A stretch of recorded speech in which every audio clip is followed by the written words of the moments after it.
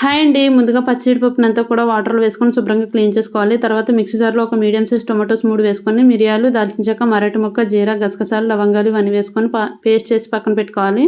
తర్వాత కడాయి పెట్టుకొని 4 table spoon oil వేసుకున్న తర్వాత ఆనియన్స్, పచ్చిమిర్చి వేసేసుకొని కొంచెం ఫ్లేవర్ కోసం అనేసి బిర్యానీ ఆకు కూడా యాడ్ చేశాననమాట.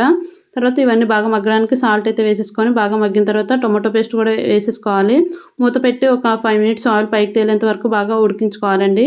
ఉడికిన తర్వాత నేను క్వాంటిటీ ఎక్కువ రావడం కోసం అనేసి బంగాళదుంప అయితే యాడ్ చేశాను. మీకు నచ్చకపోతే స్కిప్ చేసి పన్నీర్‌తో అయినా సరే వండుకుంటే చాలా బావుంటదండి. లేదంటే పచ్చి జీడిపప్పు కాలు వండుకున్నా సరే ఎక్సలెంట్‌గా ఉంటది.